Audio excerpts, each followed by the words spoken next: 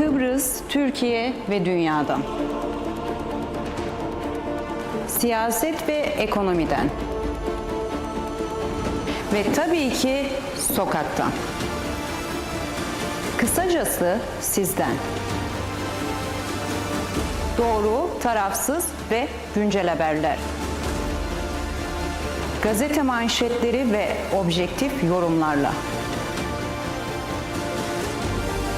Halkın sesi olmak ve her yeni güne birlikte başlamak üzere. Hafta içi her sabah TV 2020 ekranlarında birlikteyiz.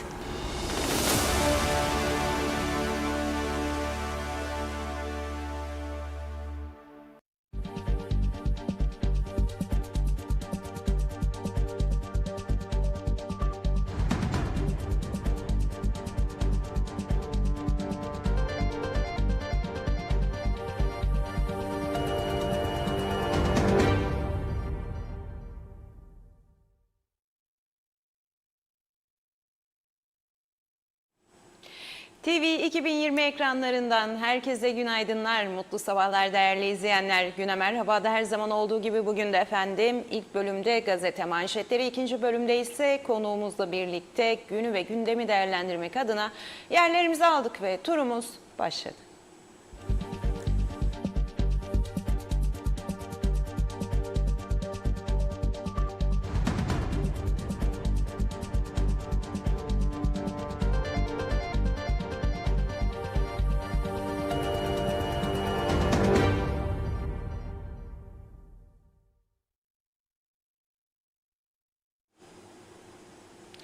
Evet efendim, bugün tarihler 6 Ağustos Perşembe'yi gösteriyor. Gazete manşetlerine başlamadan önce son dakika üzücü bir gelişmeyi sizlerle paylaşmak istiyorum. Girne'de bıçaklı kavga yaşandı. Bıçaklı kavga bir can aldı. 40 yaşındaki Nizam Alsanazarov hayatını kaybetti.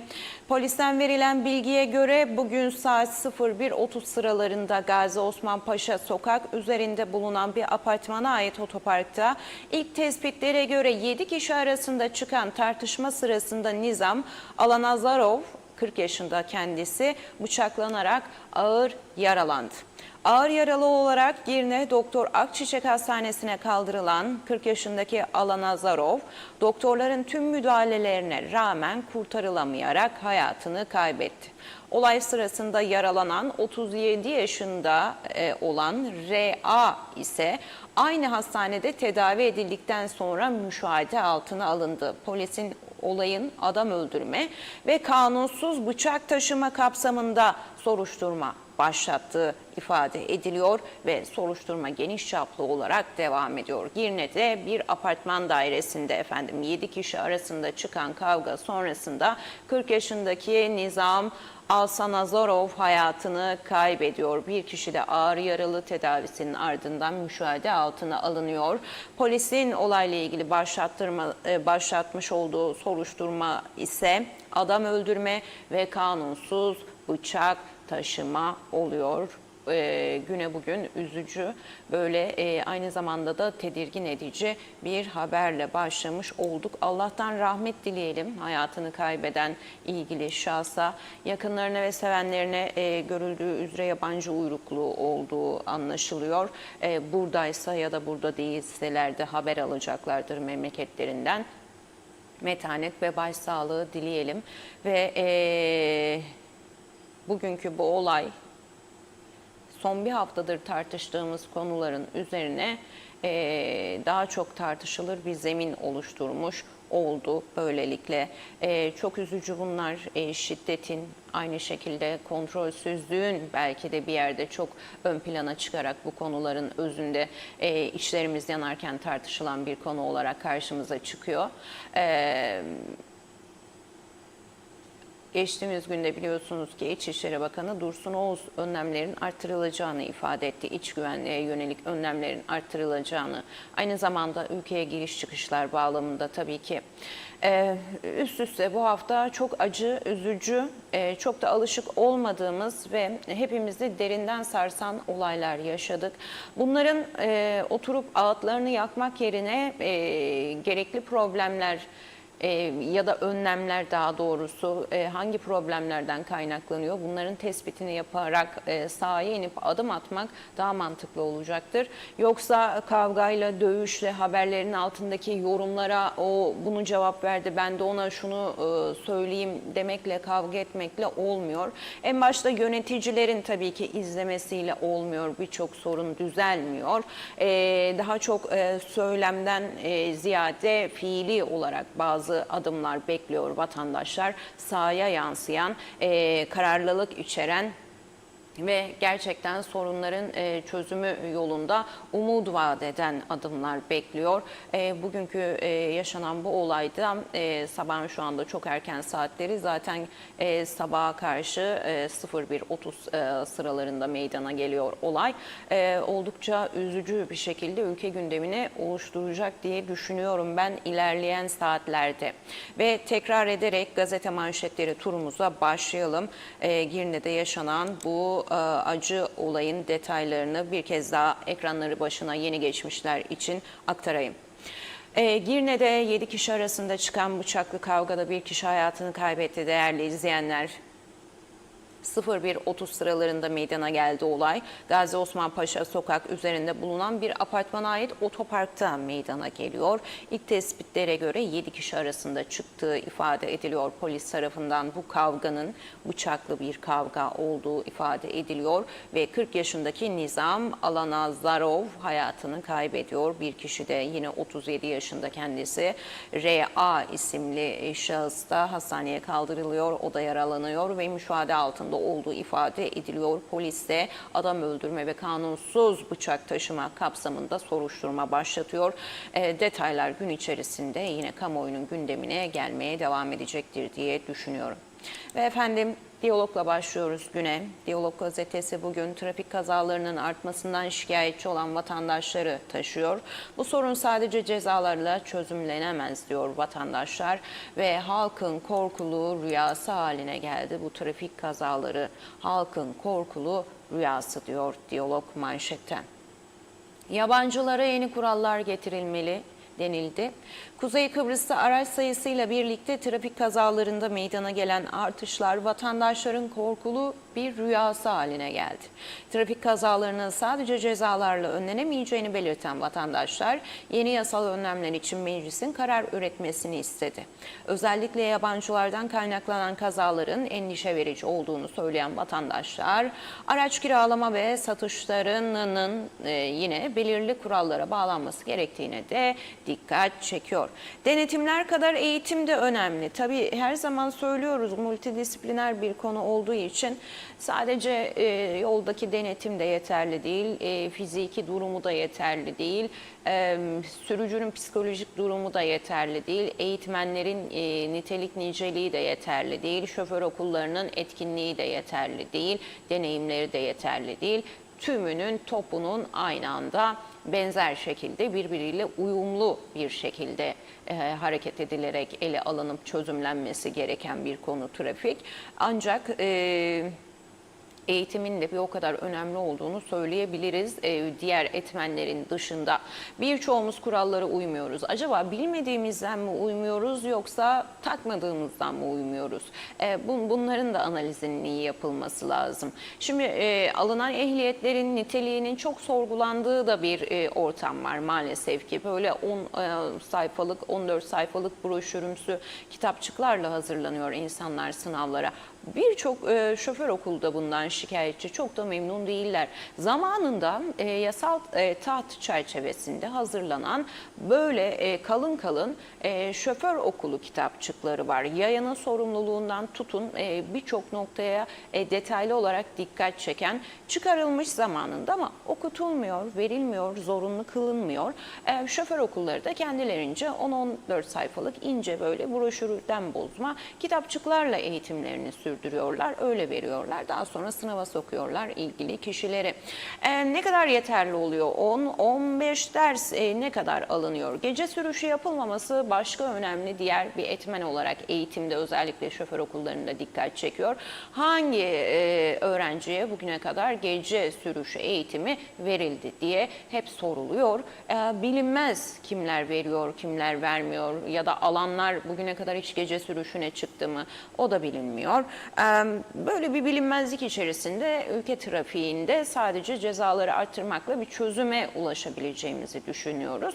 Asgari ücretin artmasıyla birlikte biliyorsunuz ki trafik cezalarında da artışlar gerçekleşti, otomatik bağlı olduğu için. Yazılıyor, ödeyen bir şekilde ödüyor, ödeyemeyen mahkemeye gidiyor. Süreç böyle işliyor ama yollardaki sorunlar devam ediyor.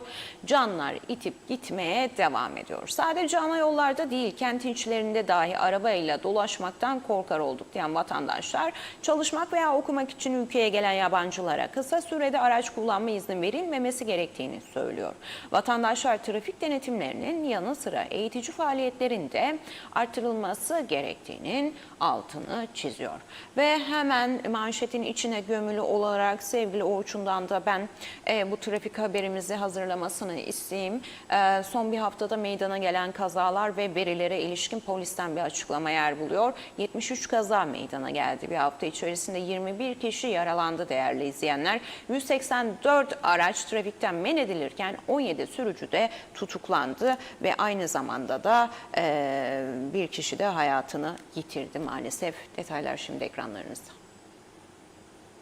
Polis Genel Müdürlüğü'nün 27 Temmuz-2 Ağustos tarihlerini kapsayan haftalık trafik raporuna göre kazaların biri ölümle, 14'ü yaralanma ve 58'i ise hasarla sonuçlandı. Maddi hasar miktarı 4.652.125 TL olarak açıklanan kazalardan 20'si sürat, 14'ü dikkatsiz sürüş, 16'sı kavşakta durmama, 12'si yakın takip ve 11'i de diğer nedenlerden meydana geldi. Bir haftada meydana gelen 73 trafik kazasında bir kişi yaşamını yitirirken 21 kişi de yaralandı. İlçelerdeki dağılıma göre kazalardan 21'i Lefkoşa, 18'i Gazi Mausa, 22'si Girne, 6'sı Güzelyurt ve 6'sı İskele oldu. Aynı tarihlerde ülke genelinde 18.302 araç sürücüsü denetlendi. 3.052 araç sürücüsü aleyhinde yasal işlem başlatılırken 184 araç trafikten men edildi. 17 sürücü ise tutuklandı. Suçlar arasında sürat yine 1496 ile ilk sırada geldi.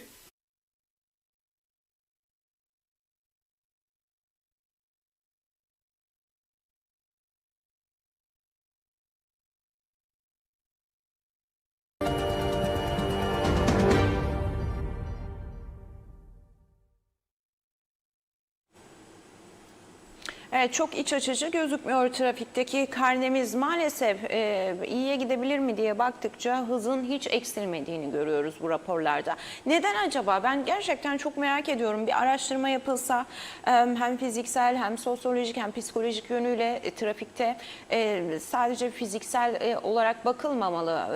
Her zaman da vurgularım, söylerim. Bugün Avrupa'nın birçok şehrinde yasalar yapılırken çalışmalar, değişiklikler ya da herhangi bir önlem, bir uygulama ülke adına hayata geçirilirken toplum psikolojisi de ön planda tutuluyor ve bunlar da göz önünde bulundurularak o toplumun hem coğrafi yapısına uygun hem toplumsal psikolojik yapısına uygun hem de alışkanlıklarına uygun hem de geleneklerine uygun olarak hayata geçirilmeye çalışılıyor ki başarı oranı yüksek olabilsin. Yoksa siz hiçbir şekilde topluma uymayan bir şeyi alıp yukarıdan hop diye oturtursanız bir doku uyuşmazlığı yaşar. Bu yasalar için de geçerli. Alınan önlemler ve daha yöneticilerin ortaya koyduğu yenilikler için de geçerli. O yüzden birçok yönüyle ele alınması gerekiyor bir konunun. Sadece trafik polisinin fiziki olarak durdurup gözüyle gördüğü bir suçu parasal oran karşılığında cezalandırmasıyla olmuyor bu işler. Olmayacak gibi de gözüküyor zaten. O yüzden bu kadar canımızı yakan bu trafik konusuyla ilgili bir an evvel Artık bir masa mı toplanır? Uzmanlardan oluşan bir komite mi kurulur?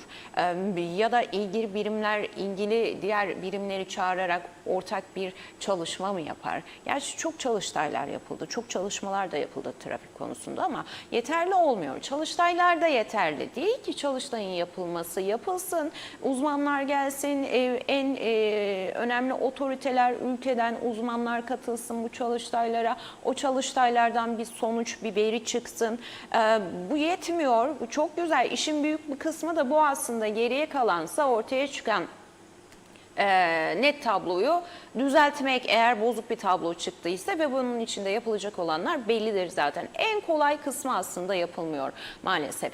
Önlemler ve hayata geçirilmesi gereken adımlar kısmı, karar alıcı mekanizmalar kısmı, daha doğrusu yasa yapıcılar kısmı ve yürütmede görevli olanlar kısmı demek doğru olur sanırım. Yoksa onun dışında zor kısımları, çalıştaylar, uzmanlar, organizasyonlar yapılıyor. Sorun için herkes toplanıyor, bir şeyler konuşuyor, çalışmalar yapıyor, emek veriyor vesaire vesaire. Önemli olan sonucu etki etmesi. Ve Diyalog'da logo yanında efendim hazırlık toplantısı başlığıyla liderlerin 26 Ağustos'ta bir araya geleceği bilgisi paylaşılıyor. İkili bir görüşüm olacak. Cumhurbaşkanı Erhürman'la Rum lider Hristodolidis 26 Ağustos'ta bir araya gelecek. Guterres görüşmesi sonrasında ilk bir araya gelişleri olacak iki liderin. Daha önce biliyorsunuz ki Cumhurbaşkanı Erhürman Hristodolidis'e periyodik olarak görüşmeyi teklif etti ve bunun kabul olduğu da ifade edilmişti. Yine iki lider baş başa bir araya da gelmişti ve bunun yararlı olduğu da ifade edilmişti zaten. Ve Guterres sonrası 26 Ağustos'ta yeniden liderler bir araya gelecek. Ve efendim Lefke bölgesinde 6 evde meydana gelen hırsızlık olaylarının sanığı Nijeryalı 1537 günden beri ülkede kaçak olarak bulunuyormuş. Bunun detayları aktarılıyor. İç sayfalarda da aynı şekilde. Arayan soran olmadı. Niye olsun? Yani kaç gün? 1537 gündür 6 evden hırsızlık yapıyor efendim bu kişi. Arayan yok, soran yok, 6 eve de girmişim, ülkede de kaçağım. İşte şurası gerçekten merak uyandırıyor ve akılların almadığı nokta şurası. Siz Avrupa'nın herhangi bir ülkesine girebilir misiniz, o ayrı bir şey. Hadi girdiniz diyelim, öyle böyle kaçak göçek var. Bunların yolları da var, insan ticaretiyle uğraşanların bir şekilde ağından sıyrılıp gerçek amacını ulaşırsanız yasa dışı bir şekilde tabii ki. Diyelim ki kaçaksınız. Olabildiğince gizlenir, saklanırsınız değil mi? Sisteme takılmamak için, polise takılmamak için, sistemin içerisinde bir yerlerden şikayet edilmemek için. Ama işte Kuzey Kıbrıs'ta şu var. Adamlar hem kaçak hem tüm kriminal işlerin içindeler hem de hiçbir korkuları yok. Burası düşündürüyor. Nasıl olabilir diye düşündürüyor aslında insanları. Ve bu düşündürdüğü zaman, yani mantıklı bir insan bunu düşündüğü zaman sonuca varır herhalde, sebepleri noktasında. Nasıl bu insanlar bu kadar rahat bunları yapabiliyor noktasında. Bu işte asıl üzücü olan nokta. İşte tam da burası asıl üzücü olan nokta. Hedef terörsüz Türkiye, milli dayanışma ve toplumsal bütünleşmenin güçlendirilmesine dair kanun teklifi 360 imzayla Türkiye Büyük Millet Meclisi'ne sunuldu. Milli dayanışma ve toplumsal bütünleşmenin güçlendirilmesine dair kanun teklifiydi efendim. Bu hedef terörsüz Türkiye uzun süredir de bir strateji ve bir plan, biliyorsunuz ki terörsüz Türkiye adı altında hayata sokulmaya çalışıyor. Dün Bahçeli'nin de bir açıklaması vardı.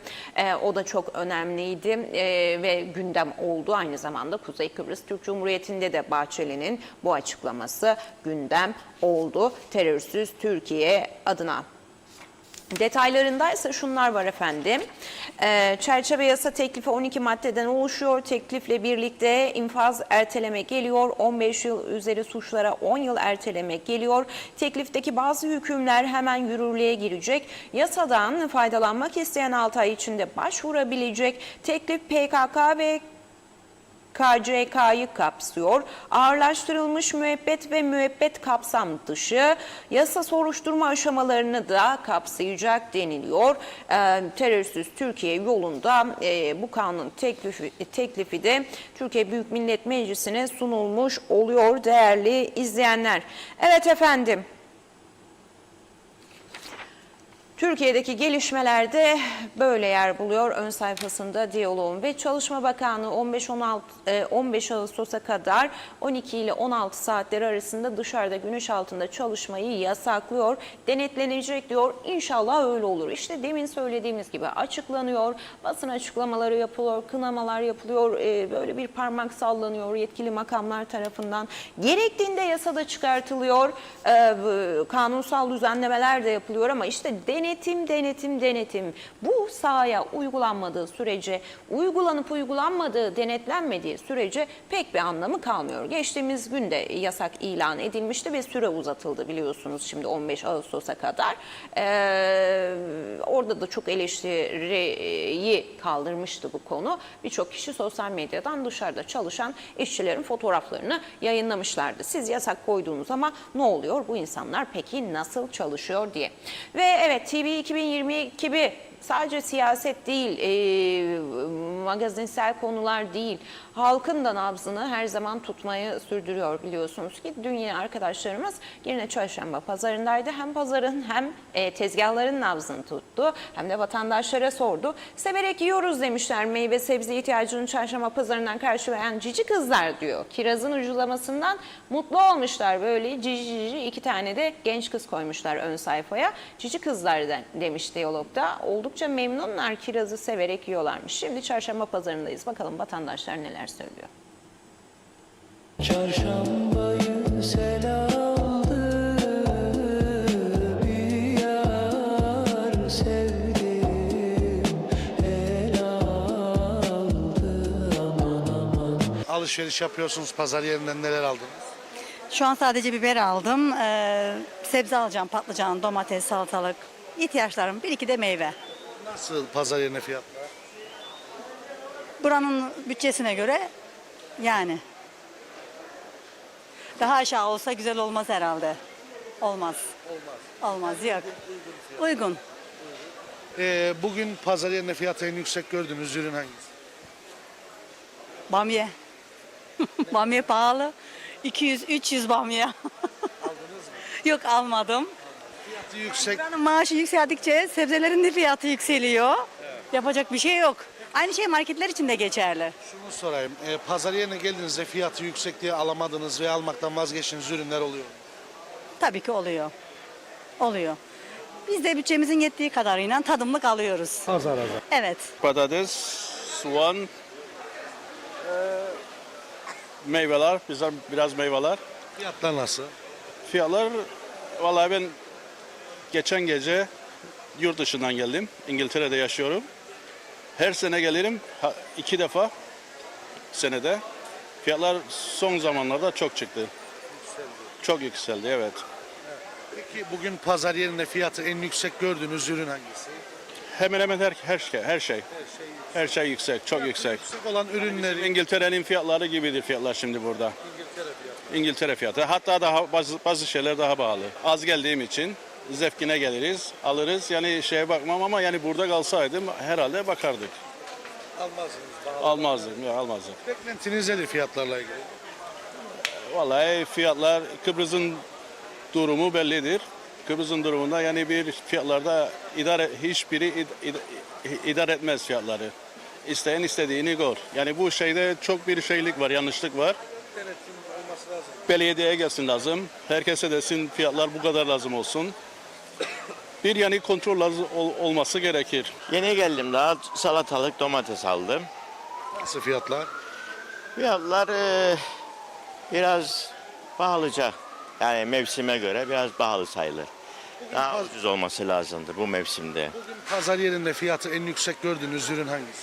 Vallahi şimdi yeni geldim. Ben burada baktığımda biraz fasulyeyi 250'den bamyayı görüyorum. Yüksek buluyorum ben bu fiyatı. Mevsimsel olan çıkan bir üründür.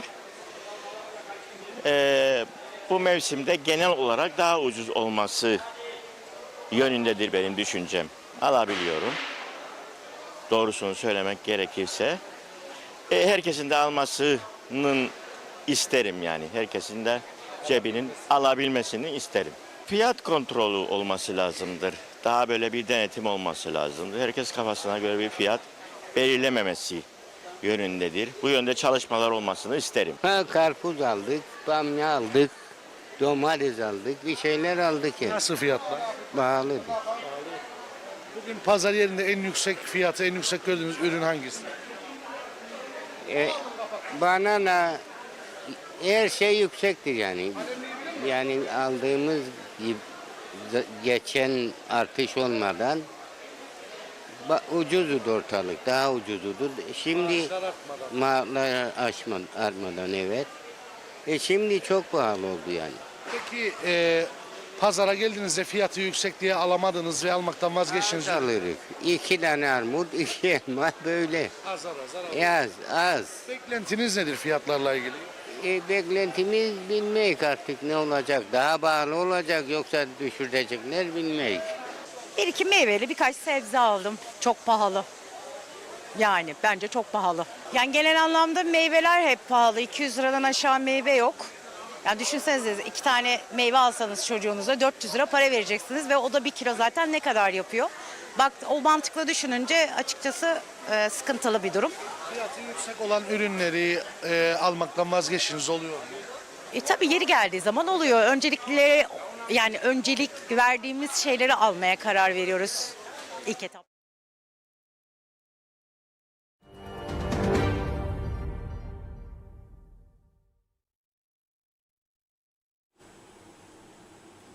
Evet, öncelikli olarak gördüğümüz acil şeyleri almaya özen gösteriyoruz diyor vatandaş. Çoğuna göre yine pahalı, çoğuna göre uygun. Tabii hafta hafta değişiyor bu yorumlarda. Bazı haftalar daha pahalı olduğu ifade ediliyor, bazı haftalar daha ucuz olduğu ifade ediyor. Bu tabii hava şartlarından tutun lojistik sıkıntıya, işçiye kadar, girdi maliyetine kadar birçok şeyin belirleyici olduğu bir konu. O yüzden her hafta farklı fiyat olması da normal. Ama bazen arada uçurum oluyor. Bunu da eleştiriyor vatandaş. Geçen hafta 15'ti diyor. 15 liraydı. Bu hafta nasıl 70 olur? Hadi olsun yani biraz üstüne konulsun. Şu oldu işte lojistikte sıkıntı. Hava çok sıkıntılı gitti.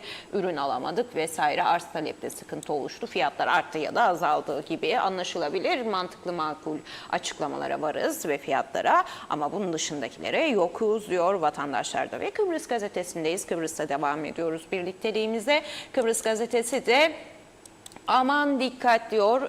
Aman dikkat. Peki ne için aman dikkat efendim?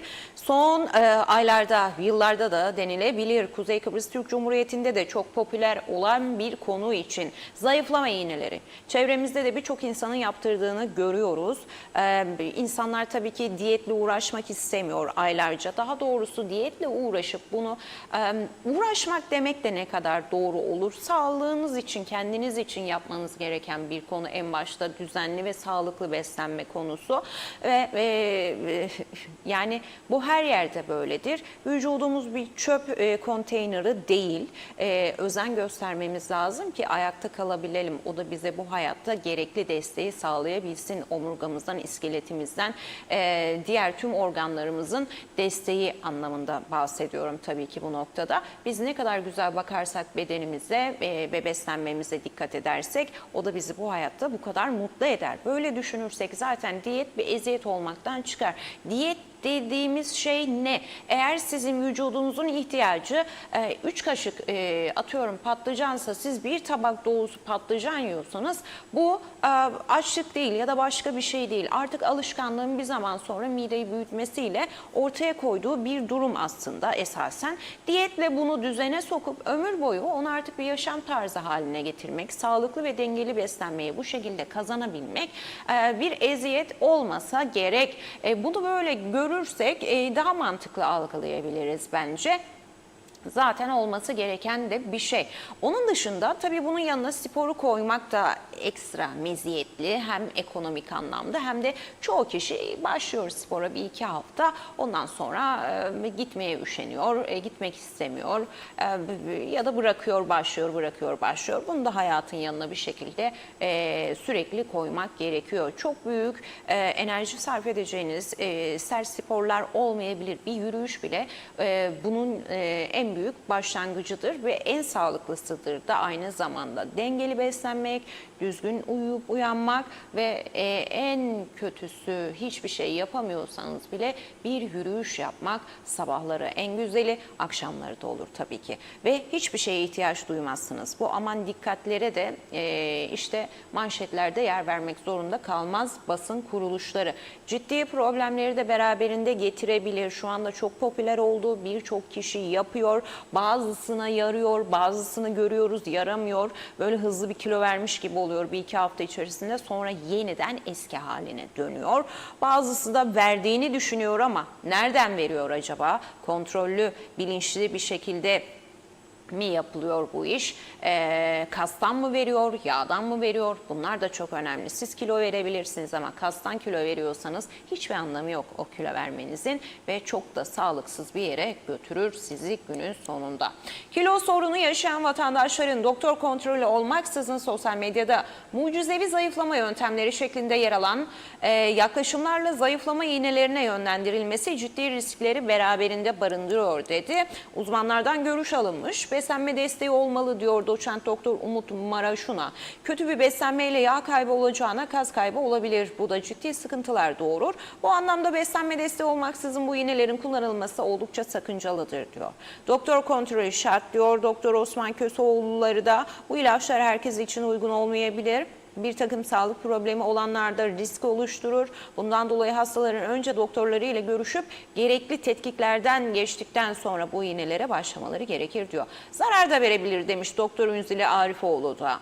Söz konusu ilaçların yan etkilerinin de büyük olabileceğine dikkat çekiyor. Bu durum bir yandan sağlığımızı kazanmaya çalışırken diğer yandan buna zarar verebiliyor. Sosyal medyaya dikkat diyor Doktor Sena İlin Atıfsoy'da. Sağlık ve kilo problemleri olan kişilere bütüncül olarak yaklaşılması gerektiğini vurguluyor. Sosyal medyada bu tarz reklamların çok olduğunu, dikkat edilmesi gerektiğini söylüyor. Beslenme uzmanlarıyla birlikte diyor Doktor Hasan Savda. Obezitenin tedavisini daha başka ellere teslim etmemek lazım. Bu tıbbi bir sahadır ve hekimlerin sahasıdır. Hekimler olarak bu tedaviyi yaparken beslenme uzmanlarından görüş ve yardım alarak yapıyoruz diyor. Yapanlardan biri de efendim Doktor Hasan Sav anladığımız kadarıyla karşılıklı tüm tetkikleri yaptıktan sonra beslenme uzmanlarıyla da birlikte yapıyoruz bu işi diyor. Şimdi bazılarını görüyoruz. Kimisi yaptırıyor dediğim gibi bir iki hafta içerisinde hemen veriyor. Kimisi bir ay içerisinde. Kimisi tamamen normal yemeği kesiyor. Sıvı besleniyor. Bu mide ameliyatlarına biraz benzer bir şekilde. Zaten yiyemiyorsunuz. Yani iştah kanalınızı kapattığı için yiyemiyorsunuz. Kuş kadar böyle birkaç lokma bir şeyle doyuyorsunuz.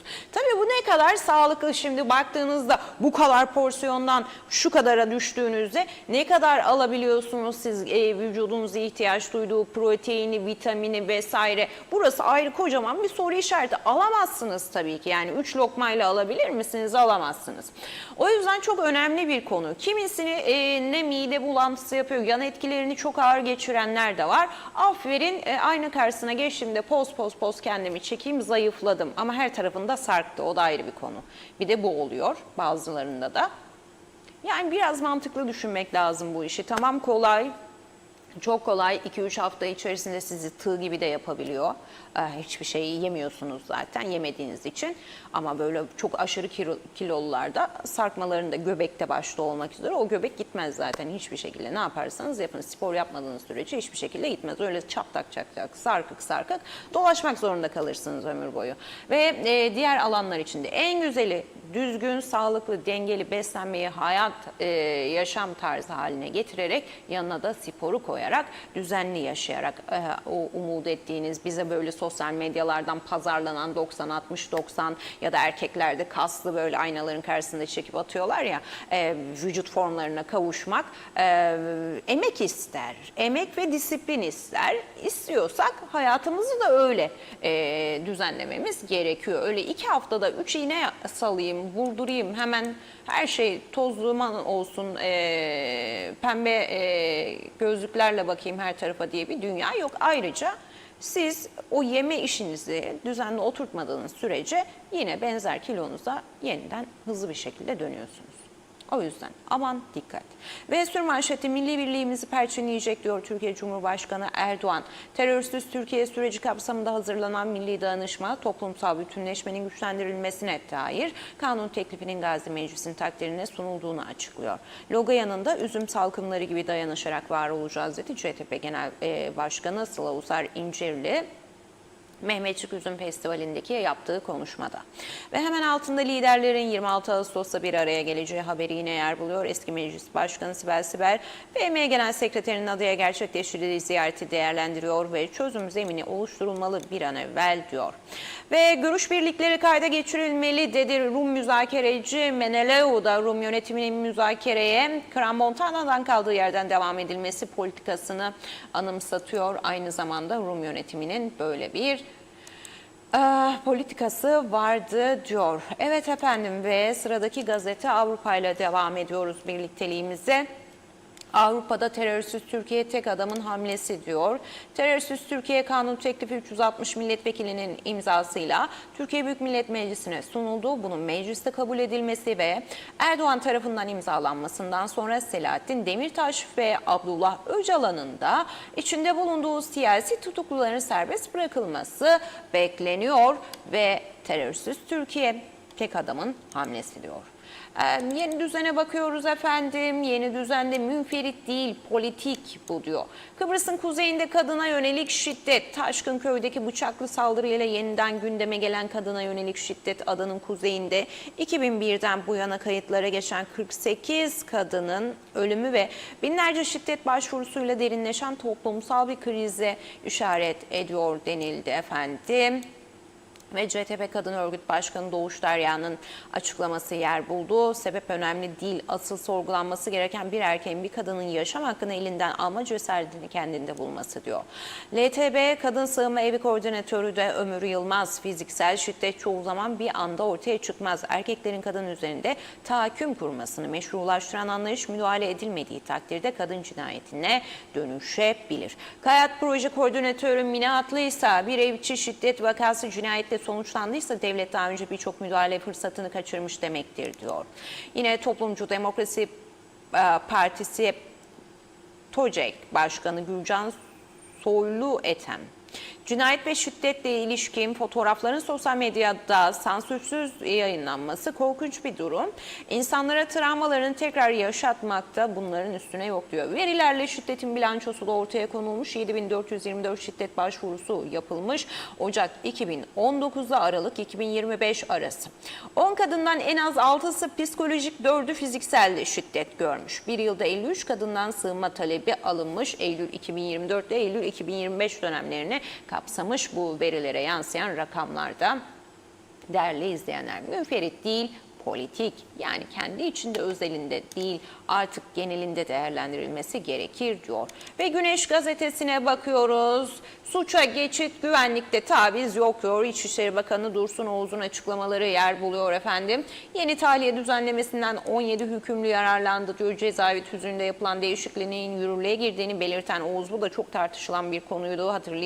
Hatırlayacaksınız daha doğrusu 17 hükümlünün yeni infaz düzenlemesinden yararlandığını açıkladı. Ağır suçlardan hüküm giyenlerin kapsam dışında tutulduğunun altını çizdi. Ve efendim yabancı hükümler sınır dışı edilecek. Yeni düzenlemeden yararlanan 17 kişiden 9'unun KKTC, 5'inin Türkiye Cumhuriyeti, 3'ünün ise 3. Dünya ülkesi vatandaşı olduğunu belirtiyor Oğuz. Ve tahliyelerinin ardından hemen sınır dışı edilecek bunlar diyor. Cezaevinde bulunan yabancı uyruklu kişiler tahliyelerinin ardından ülkelerine yollanacak. Kamu güvenliği öncelikli konudur diyor. 3738 kişiye giriş izni vermedik diyor Oğuz. 2026 yılının başından bugüne kadar bu kadar insan kapıdan geri çevrilmiş. Ve sürmanşette CTP kamu maliyesini 3 ay bile yönetemez dedi Maliye Bakanı Özdemir Berova. Ve diyor ki yaklaşık 5-6 ay sonra seçime gidilecek. CTP'nin mevcut ekonomik sorunlara çözüm önerilerini ve proje bazlı çalışmaların kamuoyuyla paylaşmadığını görüyoruz hala. Nasıl çözeceklerini ortaya koysunlar. 3 ay bile yönetemez mevcut kamu maliyesini diyor. Haspolat'a nefes olacak bir proje Tarım ve Doğal Kaynaklar Bakanlığı'yla İnşaat Mühendisleri Odası'nın birlikteliğiyle Haspolat'ta bulunan yaklaşık 100 dönümlük İMO ana ormanının halkın kullanımına açık bir hale getirileceği bildiriliyor. Terörsüz Türkiye hedefinde tarihe adım atıldı ve Türkiye Büyük Millet Meclisi'ne sunuldu kanun teklifi. Biraz önce sizlere de aktardım. Ve halkın sesi enflasyon kronikleşti dedi. Halkın sesi de Avrupa'da yıllık enflasyon %2.9 seviyesindeyken KKTC bu orana yalnızca Temmuz ayında ulaştı. KKTC'de yıllık enflasyon %38.10'a yükselirken fiyat artışları tam 7 aydır %35 barajının üzerinde seyretti. Euro bölgesinde yıllık enflasyon %2.9 iken KKTC aynı orana yalnızca Temmuz ayında erişebildi. Ekonomistler açıklamalarda bulunuyor. Avrupa ülkeleriyle KKTC arasındaki uçuruma da değinen ekonomist Erkan Okan'dan Euro bölgesi ortalamasının %2.9 seviyesinde seyrettiğine dikkat çekiyor. Okan'dan KKTC'nin sadece Temmuz ayında yaşadığı %2.9'luk artışın Avrupa'nın bir yılda yaşadığı toplam enflasyona denk bir rakam olduğu eleştirisinde bulunuyor. Ve terörsüz Türkiye için tarihi adımın atıldığı yine bugün halkın sesinde değer buldu ve liderlerin yine 26 Ağustos'ta bir araya geleceği bilgisi de şerit olarak hem altta hem üstte bu haberler yer buldu bugün halkın sesinde. Ve Vatan'da manşetine Dışişleri Bakanı Tahsin Ertuğruloğlu'nun taşımış efendim. Ve başlığını da federasyon modeli geçerliliğini yitirdi şeklinde atmış. Kalıcı çözüm egemen eşitlik temelindeki iki devletli vizyonla mümkündür diyor Tahsin Ertuğruloğlu. Türkiye ile tam bir işbirliği ve eşgüdüm içinde hareket ettiklerine dikkat çekiyor yine. 2017'de Kram Montana'da sonuçsuz kalan konferansın ardından federasyon temelindeki çözüm arayışlarının fiilen sona erdiğinin altını çiziyor bir kez daha. Hemen altında metropoldeki vahşi saldırının mağduru yaşam mücadelesi veriyor denildi. Dün de kan aranıyordu kendisi için. Ve sürmanşette Arkın en güney ve Reşat Kansoy Güzelyurt Belediyesi'ne adayı olmuş değerli izleyenler. Bir kuruşluk gider beyanıyla kazanılan ihale iptal edildi. Meclisin iki ihalesinde rekabet kurulu müdahalesi var denildi. Liderlerin 26 Ağustos'ta bir araya gelişi keyfi ve hukuka aykırı. Kıtamsı Vakıflar Bankası'nda terfiyi eleştiriyor ve keyfi hukuksuz olarak niteliyor. Kıtams Başkanı Bengian dün Kıbrıs Vakıflar Bankası önünde üyeleriyle birlikte açıklama yaptı. Kıbrıs Vakıflar Bankası'nda yapılan atamalarla ilgili eleştirdiği hükümeti partizanlık ve seçim rüşveti için makam dağıtmakla suçladı diyor. Ve 12 ile 16 saatleri arasında açık havada çalışmanın yasaklandığı kararı da yer bulmuş oluyor bugün Vatan'da. Evet efendim, Kuzey Kıbrıs Türk Cumhuriyeti yazılı basında yer bulan haber özetleri, gazete manşetleri böyleydi. Sizlere aktarmaya çalıştığım gibiydi. Gördüğünüz gibi gündemimiz bugün de sabah saatlerinde hareketli başladı. Ve yorumlara geçmeden önce sevgili Orçun son dakikamızı yeniden ekranlara getirirse sabah saatlerinde nasıl hareketli başladı? Üzücü, hepimizi tedirgin eden bir konuyla başladı. Yine de bir apartmanın otoparkında 7 kişinin karıştığı bir bıçaklı kavga yaşandı ve bir kişi bu kavgada 40 yaşındaki bir kişi bu kavgada hayatını kaybetti. Bir kişi de ağır yaralandı. Polisin ise olayın ardından adam öldürme ve kanunsuz bıçak taşıma yönünde soruşturmasını başlattı ve detaylı araştırmasını şu an itibariyle gece saat 01.30 sıralarında yaşanıyor bu olay meydana geliyor. Yapmaya başladığı ifade ediliyor. Detayları ilerleyen saatlerde kamuoyunun gündemine tabii ki polisin açıklamasıyla yaptığı araştırma sonucunda gelecektir, düşecektir. Bugünkü bu sabah gözlerimizi açtığımız bu olayda bize işte birkaç gündür ülkenin iç güvenliği bağlamında ve kim, nerede, ne yapıyor bu ülkede, ne kadar bilebiliyoruz noktasında ya da ne kadar tehlikelere açığız hem trafikte hem sosyal hayatta hem artık bugün yolda yürürken o apartmanın otoparkında siz de arabanızı park ediyor olabilir miydiniz? O kavga esnasında bir kör bir şeye size maruz kalabilir miydiniz acaba, bıçağa ya da silaha ya da herhangi bir şeye, artık tecavüzkar bir alete olabilir mi diye düşündüğünüzde artık neden olmasın ki diye bize cevap verebiliyor bu yaşanan olaylar. O yüzden çok yönlü, çok hassas, birçok yönüyle ele alınması gereken konular bunlar, artık masaya yatırılarak. Evet, dün İçişleri Bakanı Dursun Oğuz genel bir açıklama yaptı. Hem hapishanedeki duruma, tahliyelere, şartlı tahliyeden yararlananların eleştirildiği noktalarını açıklama getirmeye çalıştı. Hem de iç güvenlikte ne gibi adımlar atacaklar, ne gibi önlemler alacaklar açıklamaya çalıştı. Önlemlerin arttırılacağını ifade etti ama nasıl olacak? Bu kadar çığırından çıkmış bir ortamda nasıl olacak gerçekten? O yüzden sadece açıklama değil, bunun olacağına inanılabileceği adımları gerçek anlamda sahada görmek istiyoruz. Ve efendim şimdi sırada sizler varsınız. Birazcık da sizlerle sohbet edelim ve Şifa Harun'un mesajıyla başlayalım. Günaydın dedi, İstanbul'dayız. Şu anda TV 2020'de canlı olarak sizleri izliyoruz İstanbul'dan diyor. Teşekkür ederiz, İstanbul'a da sevgiler, saygılar. Güzel bir perşembe sabahı olsun dedi. Hayatı yaşamaya değer kılan güzel bir gün olsun diyor. Bugün herkes için yüzünüzden tebessüm, yüreğinizden sevgi, huzur, mutluluk, sağlık eksik olmasın, sevdiklerinizle birlikte dedi. Tabii ki teşekkür ettik efendim güzel mesaj için. Sayar Eker günaydın. Dün güneşten yandık diyor. Çarşambayı sel almadı. Kötü haberler beyinleri sarstı. Eski Kıbrıs'ı çok özledik. Celal Harun acı kayıp başımız sağ olsun diyor. Hepimizin gönüllerinde yer etmiş insan sevgisiyle çevresine neşe saçan kişi 5 Ağustos tarihinde Levkuşa Yenişehir Mahallesi'nde Güney Ahmet Altınören'in vefatı hepimizlerinden üzdü. Mekanı cennet olsun, geride bıraktığı güzel hatıralar, iyilikler daim olacak diyor. Ailesine, sevenlerine başsağlığı dilemiş efendim Celal Bey. Allah rahmet eylesin, nur içinde yatsın, ruhu şad olsun dedi. Bizler de başsağlığı diliyoruz. Allah'tan rahmet diliyoruz efendim. Ve Fatma Gör günaydın Özlem Hanım, iyi yayınlar dedi. Mehmet Ali Özdemir yine aynı şekilde Tatlı Su'dan iyi yayınlar dedi. Selamlarını yolladı. Teşekkür ediyoruz her ikinize de. Ve ekledi Mehmet Ali Özdemir. Özlem Hanım son zamanlarda istenmeyen olaylar yaşanmaktadır. Neyi çözemediler ya da neyin hırsı bu? Aklı sen diyor keser, vurur, döver, yasayı zorlamak yaptırımlarıyla diyor caydırıcı hale getirmek zorundayız. Yoksası yok. Texas sokaklarından öte olmayacak diyor bu ülke. Tabiri caizse Tatsuz'dan saygılar dedi. Mehmet Bahadır günaydın. Eşim Nazire Bahadır'ın 42. gün mevlidi 8 Ağustos Cumartesi diyor. Saat 19'da Dikmen'de kendi evinde okutulacaktır. Buradan da duyurmuş olalım demiş Mehmet Bahadır efendim. Başınız sağ olsun Mehmet Bey. Celal Harun, iyi yayınlar, özü doğru söz doğru Özlem Hanım ve TV 2020 dedim ve zaman çalsa da bir şeyleri bizden bir şeyleri diyor. Bizde kalan bir vefa, bir selam, bir de güzel dostluktur. Ömrümüz vefalı dostlar, iyi arkadaşlıklar ve kıymetiniz bilenlerle geçsin. Aydınlık güzel günler yaşamak umuduyla.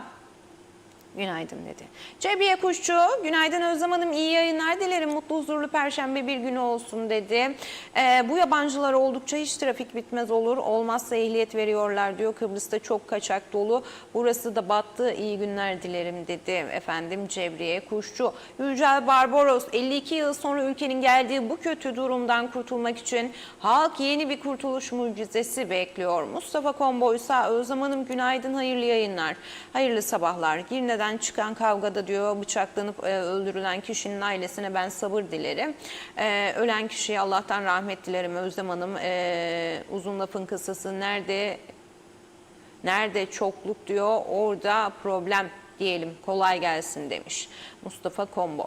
Ve Celal Harun ekledi. Hayat pahalılığı arttı ama değişmeyen tek şey halkın omuzlarındaki yük oldu. 6 aylık hayat pahalılığı neredeyse %20'ye ulaşırken geçim derdi yaşayan vatandaş her gün biraz daha fakirleşiyor. Ne hikmetse siyasilerin maaşları söz konusu olduğunda kimsenin sesi çıkmıyor dedi Celal Bey. Bu ülkeyi ayakta tutan makamlar değil, alın teriyle çalışan insanlardır. Halkın mutfağındaki yangını görmezden gelenler bir gün o yangının sandıkta nasıl büyüdüğünü de görecektir. Menfaat üzerine kurulan siyaset halkın derdine asla çare olamaz dedi. Spor sağlığın temel şartıdır diyor. Spor mutluluk limanıdır. Spor her türlü hastalığın sebebi olan stresi yok eder. Sihirli bir ilaçtır. Spor akran zorbalığının ve Tüm kötü bağımlılıkların panzehiridir. Spor evlerde ülkemizde huzurun, mutluluğun, ekonominin en etken unsurudur. Spor sever bir gençlik ve toplum sağlıklı olur dedi Celal Bey. Biraz önce benim aslında üzerinde durduğum, altını çizdiğim, hem düzgün öyle iğnelere, mide ameliyatlarına oraya buraya koşmadan önce düzgün, sağlıklı, dengeli, yeteri kadar, daha doğrusu yani vücudumuzun yeteri kadar. Bizim vücudumuzun yeterinin çok üzerinde yiyip içiyoruz. Yeri geldiğinde açgözlülüğümüzden, yeri geldiğinde psikolojik nedenlerden kaynaklı oluyor bu az yeme ya da fazla yeme konuları. İyi bakılmalı, iyi bunun bilincine varılmalı. Yoksa bize bu diyetisyenlerin işte bu kadar kiloyla gidilip zayıflama umulan noktalarda diyetisyenlerin size verdiği o ölçüler zaten sizin ihtiyacınız, hatta ihtiyacınız da fazlası olan ölçüler. O yüzden vücudumuz bir çöplük değil, bedenimiz bir çöplük değil. Ona öyle olmadığını bilerek davranırsak o da bize cevap verecektir her yönüyle. Ve tabii ki yanına da sporu katarak düzgün, sağlıklı beslenmenin. Tema Yavaş, iyi yayınlar, günaydınlar. Londra'dan selamlar Özlem Hanım dedi. Ramazan Zaza Aslan, Rojbaş günaydın, kolay gelsin Özlem Hanım. Hayırlı yayınlar dilerim. Diyarbakır'dan selamlar. 2 aydır Diyarbakır'dayım. Portakal kesimi yaptık. Biri dıdılar, biz de diyor tamam paramız sonra öderiz biz de diyor. Siverek'ten gelen işçileri ikna ettik. Rütük, siz gidin Cyprofex'ten paralar, ikinciye paranız göndeririz tam dediler. 2 aydır devlet, yani devlete bağlı Cyprofex fabrikası paraları ödemiyor. İşçileri karşı karşıya getirdi. Hatta kavgalar bile oldu. Yani diyor perişan. Evet, geçtiğimiz günlerde bir açıklama vardı bu konuya ilişkinde. Hatta eyleme gidecekleri noktasında, ödemeleri bekledikleri noktada efendim kamuoyunun gündemine de böyle bir açıklama geldi. Ramazan Bey'in de bahsettiği gibi. Ve diyor geçen gün Tarım Bakanı demiş ki %20 ödemeler çıkacak. Ödemeleri ben hangi bir ödemeyi diyor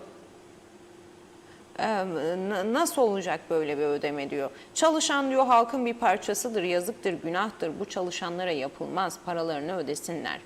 Ömer Meraklı Muhtar, günler aydın. Girne'de yabancılar kavga etmişler, birbirini kesip öldürmüşler diyor. Kısacası Kıbrıs'ın kuzeyinde şenlik devam ediyor. İzzet Kahraman, Özlem Hanım iyi yayınlar, iyi ki varsın. YouTube'dan izliyorum ben sizi diyor. Her nerede olursanız diyor, TV olmadı YouTube'dan da izliyorum. Evet, bu arada yayınlarımız her yerde, hem 1. bölüm gazete manşetleri, hem 2. bölüm konuk, hem diğer programlarımız TV 2020 Diyalog TV olarak sosyal medyaların tümünde var. Facebook'ta var, Instagram'da haberlerimiz var, YouTube'da da tüm yayınlarımız mevcut efendim. Salih Taşkın, Yaradan'a kul, iyi yayınlar, Mandıra'dan selamlar dedi. Ramazan Zaza Hasan, mesela adamın 5 milyon alacağı var. Mesela en azından %50'si olsun ödensin diyor, 5 milyon alacağım. İbrahim Yazıcı efendim bizlerle, günaydın, iyi yayınlar dilerim dedi. İbrahim Bey de teşekkür ettik. Hayri Köreken, günaydın Özlem Hanım, Allah aşkına biz diyor İskele bölgesinde köyüm turnalardan diyor nedir bizim günahımız? Yaz gelince diyor Long Beach, Kalecik, Bafra'da oteller susuzluk çekmesin diye diyor bize su verilmiyor. Çok büyük sıkıntı yaşıyoruz. 3 ay içinde 3 sefer arıtmamızın filtresini değiştik. Akşam da diyor cihazımız durdu. Kireçten günah. Her değişim 2000 TL'nin üzerinde. Ne belediyeden ne kaymakamlıktan bir Allah'ın kulu gelip de soran yok. Duş alabildiniz mi? İhtiyaçlarınızı giderebiliyor musunuz diyor. Hep kireçten bıktık, usandık artık diyor. İzzet Kahraman, ne beklerdiniz dedi. Kıbrıs'ta Türk kalmadı adada. Salih Taşkın, Yaradan'a kul, Yassı ailesinin acısını paylaşırım. Işıklar yoldaşı olsun diyor hayatını kaybeden kişi için. Hayri Köreken, bize ne suyu veriyorlar? Kuyu suyu mu? Belediye tankerlerle su getiriyor. Dökme suyuyla değirmen dönmez. Seçimde de diyor susuz bırakıldıklarından diyor biz diyor onlara oy vereceğiz. Görecekler o zaman. İbrahim Yazıcı, bir kadın bıçakla saldırıya uğruyor. Ne yazık ki halkımızsa bir can kurtulsun, yaşasın diye kan vermeye sıraya giriyor. İyilik ve insanlık ölmesin tabii ki. İyilik devam etsin, yaşasın diyor. İnsanlar yaşasın diye canını ortaya koyan ne güzel ve ne duyarlı bir halksın sen Kıbrıs Türk'üm dedi. Halkımızın bu insani duyarlılığı yöneticilerin vicdanında bir nebze olsun yer bulmuş mudur acaba diye sordu İbrahim Yazıcı. Sistemsizlik bir canımızı daha koruyamamıştır diye de ekledi efendim.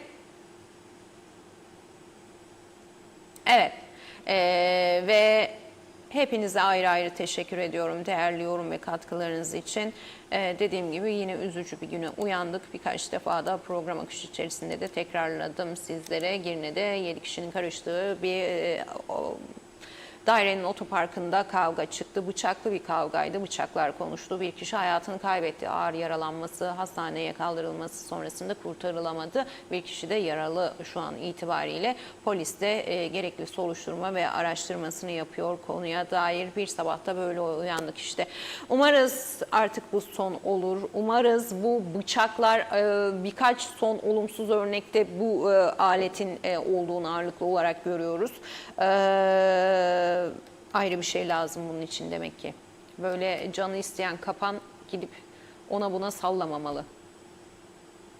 Evet efendim, şimdi kısa bir ara veriyoruz. Sizi güneydeki komşudaki gelişmelerle baş başa bırakıyoruz. Kısa bir aranın ardındansa konuğumuzla birlikte yeniden sizlerle oluyoruz. Kendinize iyi bakın. Aman trafikte dikkatli olun. Etrafta dikkatli olun. Olabildiğince ve mutlu olmaya çalışın. Şimdilik hoşça kalın.